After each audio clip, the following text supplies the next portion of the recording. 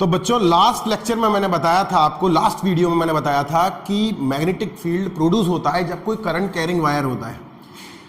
ऑरेस्टेड ने बताई थी ये बात, जब वो लैब में बैठे हुए थे, उन्होंने एक बैटरी लगाई हुई थी और उससे एक बल्ब जलाया। जैसे ही बल्ब जला, उन्होंने ऑन किया स्विच, जैसे ही बल्ब जला तो करंट फ्लो करने लगा और उन्होंने देखा वहां पर कंपास जो है उसकी निडल मूव करने लगी। तो उन्होंने कहा कि जरूर कोई ना कोई यहाँ पर कुछ अलग चीज है, इलेक्ट्रिक फील्ड तो नहीं है, क्योंकि करंट कैरिंग वायर के बाहर इलेक्ट्रिक फील्ड नहीं होता है। ये लास्ट लेक्चर में मैंने बताया था आपको। तो इसका मतलब यहाँ पर एक मैग्नेटिक फील्ड है, ये बात बता दी ऑरेस्टेड ने। उसके बाद आया बायो-सैवर्ट। बायो-सैवर्ट ने बताया कि वो मैग्नेटिक फील्ड कितना होता है, कितना कैलकुलेशन कैसे की जाएगी। तो उन्होंने कहा कि कोई करंट कैरिंग वायर है, अगर उसके अंदर करंट फ्लो कर रहा है I और उसकी लेंथ है DL, छोटी सी लेंथ ले ली मैंने, इंटीग्रल पार्ट ले लिया DL लेंथ की, छोटे DL पार्ट से करंट कैरिंग फ्लो कर रहा है, इसकी वजह से एक मैग्नेटिक फील्ड प्रोड्यूस हो रहा है जिसको मैंने बोल दिया DB। यहां से डिस्टेंस मैंने मान ली इसकी R है और इसके DL और इसके बीच का जो एंगल है वो थीटा है। तो सभी ने बायो-सैवर्ट का फॉर्मूला पढ़ा होगा, DB इक्वल टू होता है mu naught upon 4 pi I DL sine theta upon R square, जिसमें आप सभी को पता होगा म्यू नॉट अपॉन 4 पाई इसका प्रोपोर्शनलिटी कांस्टेंट होता है, सबको पता है। I करंट कैरिंग वायर हो गया, DL ये लेंथ हो गई जिसकी वजह से मैग्नेटिक फील्ड मिल रहा है, sine theta, theta sine angle between किसके हो गया, जो आपका DL और R के बीच का जो एंगल है उसके बीच का एंगल हो गया, साइन हो गया, और R इससे डिस्टेंस हो गई।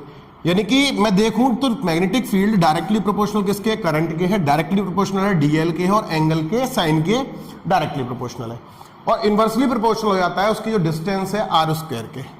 ये सभी ने पढ़ा हुआ है, ये पता भी होगा आप लोगों को, बायो-सैवर्ट में सभी ने पढ़ा हुआ है और हम लोग पढ़ते भी रहते हैं, इसमें कोई बड़ी चीज नहीं थी जो मैंने आपको बताई। अब मैं जो बताने जा रहा हूं उसको बड़े ध्यान से समझना कि ये बात तो सभी को पता है कि DB कौन सी क्वांटिटी होती है, वेक्टर क्वांटिटी होती है, यानी कि मैग्नेटिक फील्ड इसकी वेक्टर क्वांटिटी है। इंपॉर्टेंट चीज समझना, बड़े ध्यान से। मेरा NCERT में फॉर्मूला लिखा रहता है और बच्चे इसको स्किप कर देते हैं। DB equal to vector equal to लिखा जा सकता है mu naught upon 4 pi I DL cross product with R unit vector upon R square. ये फॉर्मूला आपने पढ़ा हुआ है। अब इस फॉर्मूले को समझने की कोशिश करना, ये फॉर्मूला का मतलब क्या है और ये इस फॉर्मूले से ड्राइव होकर ये आया है। कैसे आया इसको समझना। देखिए वेक्टर में आप लोग जानते हो, वेक्टर वो क्वांटिटी होती है जो किसको रिप्रेजेंट करती है, magnitude as well as direction को। जैसे मैं कहूं कि A वेक्टर है कोई, तो A वेक्टर कैसे रिप्रेजेंट किया जाता है, A उसका मैग्नीट्यूड हो गया और उसका अगर यूनिट वेक्टर उसकी डायरेक्शन है तो उससे मल्टीप्लाई कर दी जाती है। आप लोगों को पता है कि जो यूनिट वेक्टर होता है उसका अपना मैग्नीट्यूड नहीं होता, उसमें केवल 1 मैग्नीट्यूड होता है उसका, और ये मैग्नीट्यूड A हो गया। यानी कि यूनिट वेक्टर को लिखा जा सकता है A वेक्टर अपॉन A, ठीक है ना, A वेक्टर अपॉन A लिखा जा सकता है, A इसमें मैग्नीट्यूड है A। इसी तरह से जो यूनिट वेक्टर आप देख पा रहे हो यहां पर, उस वेक्टर को क्या लिखा जा सकता है, आप इसकी जगह पे A मैग्नीट्यूड अपॉन क्या लिख सकते हो, A लिख सकते हो कि नहीं लिख सकते हो। इसी वजह से इसी फॉर्म को दूसरी आप NCERT देखेंगे, उसमें लिखा होता है mu naught upon 4 pi I DL cross product with R vector, क्योंकि हमने क्या किया, A यूनिट वेक्टर की जब R यूनिट वेक्टर को कैसे लिख सकते हो आप, R unit vector equal to R vector upon R का मैग्नीट्यूड। यही काम मैंने किया, R यूनिट वेक्टर की क्या लिख दिया, R वेक्टर अपॉन R का मैग्नीट्यूड, यानी यहां पे क्या आ जाएगा, R क्यूब आ जाएगा। ये फॉर्मूला आपने देखा होगा, NCERT में लिखा रहता है। यानी कि आपने यूनिट वेक्टर को उसके वेक्टर अपॉन मैग्नीट्यूड में लिख दिया। इतनी बात मेरी समझ में आ गई।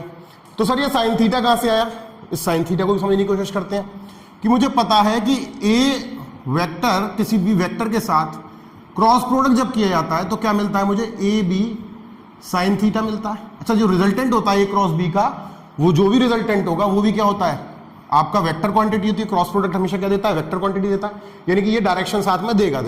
यानी कि B जो है आपका, वो भी कैसी क्वांटिटी होगी, वेक्टर क्वांटिटी होगी। तो ये AB साइन थीटा हो गया। इसका मतलब मैं DL को कैसे लिख सकता हूं, DL R के साथ में जो आपकी जो दो वेक्टर हैं DL R sine theta, DL R sine theta, तो R से R कैंसिल हो जाएगा तो क्या रह जाएगा, R स्क्वायर तो रह जाएगा। जैसे देखिए DB equal to mu naught upon 4 pi I DL को लिख दिया मैंने I DL R,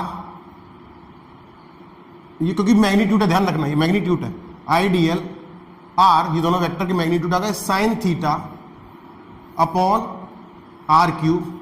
अब देखिए आर से ही कट जाएगा तो ये क्या आ जाएगा, आर स्क्वायर ही आ जाएगा, ठीक है ना। ये आर क्यूब है, आर से कट गया तो क्या आ गया, आर क्यूब आ गया। और देखिए यहां से आर जब ये कट जाएगा स्क्वायर आ जाएगा तो क्या फॉर्मूला आ जाएगा, यही तो आ जाएगा, यही फॉर्मूला तो आ जाएगा सेम। तो ये क्या है, वेक्टर क्वांटिटी से यार। अब दो इंपॉर्टेंट चीज मैं बताने जा रहा हूं। ये फॉर्मूला लगाते हैं तो आपको बताया जाता है कि आपको अगर मैग्नेटिक फील्ड की डायरेक्शन पता करनी है तो क्या करेंगे, आप थंब को यहां लगाएंगे और अपने हाथ को करंट वाली वायर के साथ में ऐसे मूव करेंगे, तो उससे क्या पता चल जाएगा आपको, मैग्नेटिक फील्ड पता चल जाएगा, जिससे आपको पता चलेगा कि इस बोर्ड के अंदर इस समय यहां पे जो मैग्नेटिक फील्ड है वो कहां जा रहा है, बोर्ड के अंदर जा रहा है, यानी सर्कुलर मैग्नेटिक फील्ड घूम रहा है इस तरह से अंदर की तरफ, यानी इस पॉइंट पे अंदर की तरफ जा रहा है। तो क्या सर इसी से कैलकुलेट कर सकते हैं थंब वाले रूल से हम मैग्नेटिक फील्ड? नहीं, हम वेक्टर का कॉन्सेप्ट लगा के भी इसमें मैग्नेटिक फील्ड की डायरेक्शन को पता कर सकते हैं। जैसे दो वेक्टर है, ए वेक्टर और बी वेक्टर, और मुझे इसका रिजल्टेंट पता करना है, इसका क्रॉस प्रोडक्ट लेना है। तो कैसे पता करते हैं हम, वेक्टर क्वांटिटी सभी ने पढ़ी है, ए से बी की तरफ घुमाते हैं, ए से बी की तरफ जब घुमाते हैं तो हमें क्या मिल जाता है, रिजल्टेंट मिल जाता है। तो क्या हम यहां पर भी कर सकते हैं क्या, डीएल क्रॉस आर से? बिल्कुल कर सकते हैं। देखिए डीएल जो है आपका वेक्टर क्वांटिटी इस डायरेक्शन में और आर वेक्टर क्वांटिटी आपका इस डायरेक्शन में, तो मैं डीएल को डीएल की तरफ अपनी हथेली रखूंगा और इससे मैग्नेटिक फील्ड की तरफ घुमाऊंगा तो मैग्नेटिक फील्ड किस तरफ आएगा, अंदर की तरफ आएगा। मेरी बात समझ में आ रही है? दूसरी बात फिर से समझना, मान लो अभी कोई बच्चा कहे मुझसे कि सर यहां पर मैग्नेटिक फील्ड पता करना होता तो क्या होता, तो आप लगा लो, तो दोनों तरह से पता करेंगे मैग्नेटिक फील्ड को। पहले थंब ऐसे रखेंगे, थंब करंट ऐसे रखेंगे तो मैग्नेटिक फील्ड क्या आ रहा है, बाहर की तरफ आ रहा है, बिल्कुल ठीक बात है, बाहर की तरफ आ रहा है। अब ध्यान से देखो, वेक्टर अगर यहां से लोगे तो आर वेक्टर इस तरफ चला जाएगा कि नहीं चला जाएगा। अब मैं डीएल क्वांटिटी तो इसी डायरेक्शन में वेक्टर की, तो मैं ए क्रॉस बी करता हूं, यानी कि जिस तरफ से क्रॉस प्रोडक्ट हो रहा है ए से बी की तरफ घुमाऊंगा, ये वेक्टर क्वांटिटी की जो डायरेक्शन आएगी वो आएगी। इसी तरह से मैंने डीएल से जब आर वेक्टर की तरफ घुमाया इसको तो किस तरफ आई, बाहर की तरफ डायरेक्शन आई कि नहीं आई। तो दोनों ही केसेस से आप डायरेक्शन पता कर सकते हो, आप वेक्टर की हेल्प से भी पता कर सकते हो डायरेक्शन मैग्नेटिक फील्ड की, एज वेल एज आप थंब रूल लगाकर करंट जो थंब रूल है उससे ही पता कर सकते हो। देखिए इजीएस्ट वे ये है, लेकिन जहां कॉम्पिटिटिव एग्जाम की बात आएगी वहां पर ये धोखा दे सकता है आपको।